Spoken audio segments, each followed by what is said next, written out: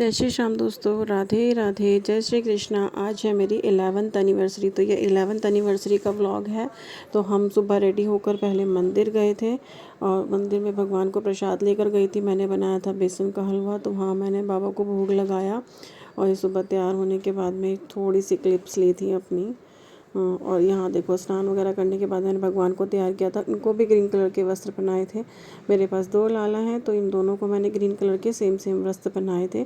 क्योंकि आज बुधवार है, इसलिए मैंने खुद भी ग्रीन ही कलर का सूट पहना था। वैसे ऐसा कुछ करती नहीं हूँ, लेकिन फिर भी आज बस मन किया तो ग्रीन कलर का सूट पहन लिया। और भगवान जी को भी मैंने ग्रीन कलर के वस्त्र पहना दिए। बहुत सुंदर लगते हैं ये। इस ड्रेस में मुझे बहुत ज़्यादा प्यारी लगती है, क्योंकि सेम मुकुट है। और उसके बाद मैंने पूजा आरती की। पूजा अर्चना करने के बाद फिर मैं मंदिर गई थी। तो यहाँ पे अभी मैं भगवान की आरती कर रही हूँ, पूजा कर रही हूँ, भोग लगाऊंगी। और इतने में ये भी तैयार हो गए थे। पहले मैंने जो पिक्स डाली वो बाद की थी, बट मैंने फर्स्ट में ऐड कर दी है। अब ये यहाँ पर जोत जला दी है मैंने।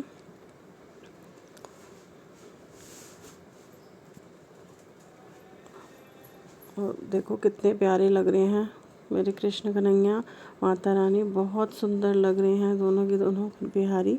अब यहाँ मैं अपनी पूजा अर्चना कर रही थी। और मैं गीता का 11वां अध्याय है वो मैं कभी कभी पढ़ लेती हूँ, जब मन थोड़ा सा भी अशांत होता है, या फिर मैं थोड़ा सा भी कोई व्रत वगैरह करती हूँ तो मैं पढ़ लेती हूँ। आप भी पढ़ा कीजिए, एक बार पढ़ के देखिए, बहुत मन को शांति होती है। और उसके बाद मैंने यहाँ बनाया था भोग।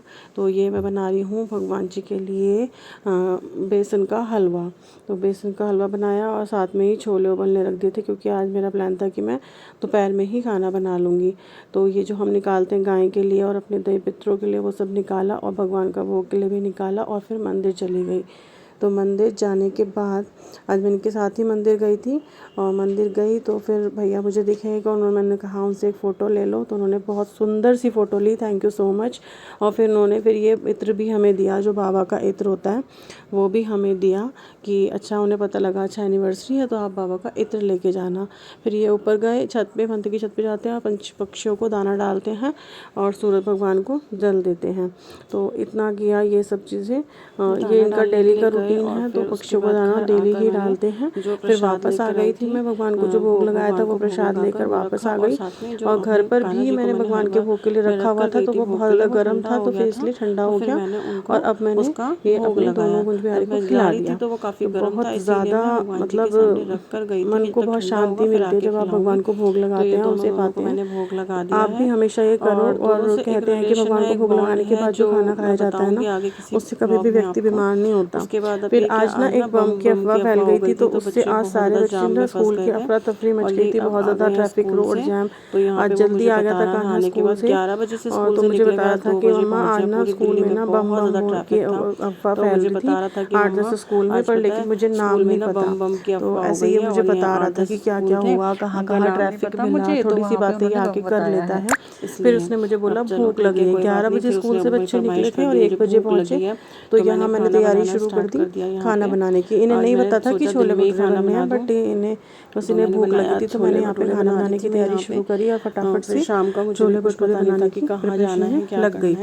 बट अभी यहाँ मैं छोले बना रही हूँ, तैयारी करती। पापा जी भी आ गए थे, चटनी वगैरह, और छोले के साथ साथ मैं भटूरों की भी तैयारी कर लूँगी। तो छोले ऑलमोस्ट रेडी हो गए हैं, इतने ये पकते रहेंगे। तो फिर इधर मैंने साथ के साथ ही भटूरों की तैयारी कर ली। और बहुत ज़्यादा देर आटा नहीं रखा, आटा को छाना, उसमें थोड़ी दही डाली। और मोयन के लिए मैंने रिफाइंड और 1 इनो का पैकेट। और आप विश्वास नहीं करेंगे, बहुत ही अच्छे, बहुत सॉफ्ट, बहुत फ्लफी भटूरे जो है इसके रेडी हो जाते हैं। एक बार ट्राई करके देखिए इसको। तो ये रखो, मैंने इनो के 1 पैकेट से बहुत अच्छे सॉफ्ट भटूरे रेडी हो गए थे। उसके बाद थाली लगाई, भगवान को भोग लगाया, क्योंकि हमारे यहाँ का ये रूल ही है, सबसे पहले भगवान को भोग लगाते हैं, उसके बाद ही खुद पाते हैं।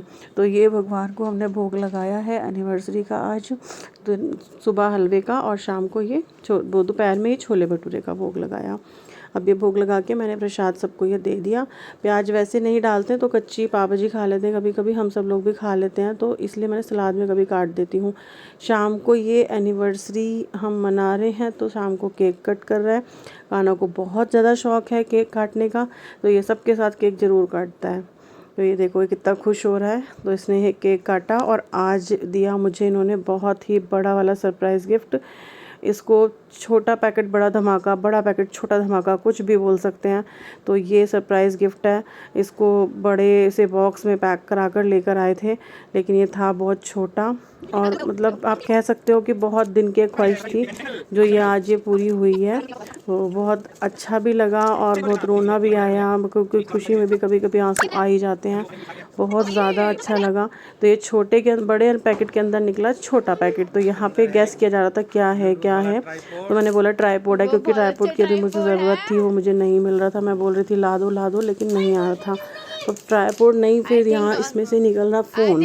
तो ये देखो, ये भी मैं कर रही हूँ तो बच्चे ना पीछे पीछे चिल्ला रहे थे कि वाह इसमें क्या है, इसमें क्या है। अब तो ये मतलब हमारा हो जाएगा फ़ोन, मम्मा का पुराना फ़ोन ही है, फ़ोन ही है, ऐसे करके इसमें चिल्ला रहे थे।